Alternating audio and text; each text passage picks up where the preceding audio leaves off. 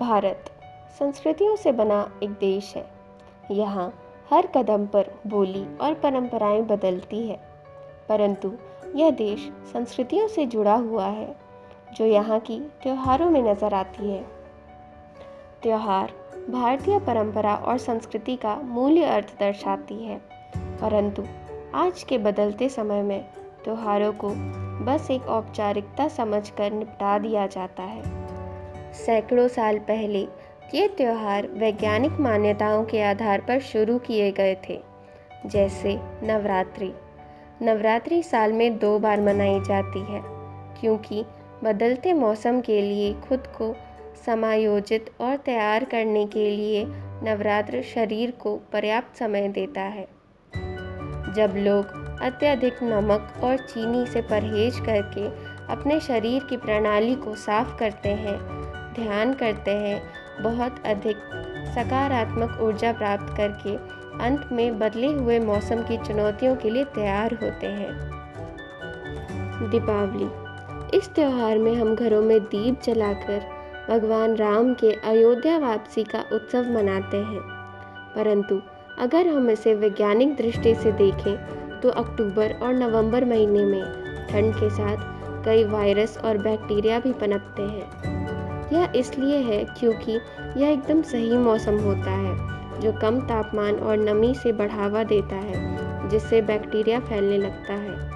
एक प्रज्वलित तेल का दीपक ज्वाला से निकलने वाले रसायनों के साथ मिलकर इन जीवाणु आबादी को मारता है। यह प्रभाव कई हजार गुना तक बढ़ जाता है जब आप अपने आसपास दिए जलाते हैं। यही वजह है कि दिवाली के दौरान घरों की सफाई की जाती है और आसपास के वातावरण को सुरक्षित रखने के लिए दीप जलाए जाते हैं। छठ पूजा, जिसमें सूर्य तथा प्रकृति की पूजा की जाती है। कुछ लोगों का मानना है कि यह प्रथा रामायण और महाभारत काल से चली आ रही है।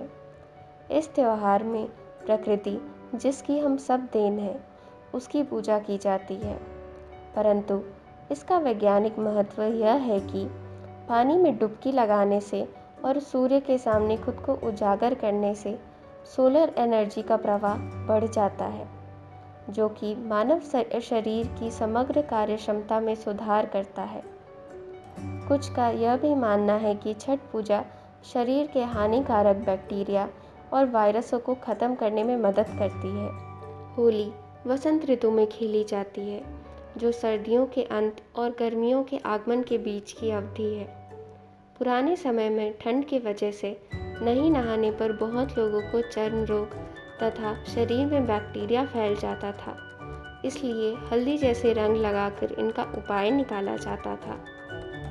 दूसरी ओर होलिका दहन वसंत ऋतु में नए जीवन का मार्ग प्रशस्त करने के लिए सभी सूखे और गंदे जलाने से किया जाता था। परंपरा के अनुसार जब लोग परिक्रमा करते हैं तो अलाव से निकलने वाली गर्मी शरीर के जीवाणु को मार देती है। यह वह समय होता है जब लोगों में तनाव की भावना होती है। वातावरण में ठंड से लेकर गर्म तक मौसम में बदलाव के कारण शरीर में कुछ थकान महसूस होना स्वाभाविक है। इसलिए आलस्य का मुकाबला करने के लिए लोग गीत गाते हैं, ढोल, मंजीरा, अन्य पारंपरिक वाद्य यंत्रों के साथ। यह मानव शरीर का कायाकल्प करने में मदद करता है। रंगों के साथ खेलते समय उनकी शारीरिक गति की प्रक्रिया भी बढ़ जाती है। भारत अपने हर पर्व और त्योहारों से हर्ष और उल्लास बिखेरता है। यह त्योहार न केवल पर्व है, ये साथ का प्रतीक है, हमारे सदियों पुराने सभ्यताओं का प्रतीक है, जिसे आज समस्त भारतीय मिलकर मनाते हैं।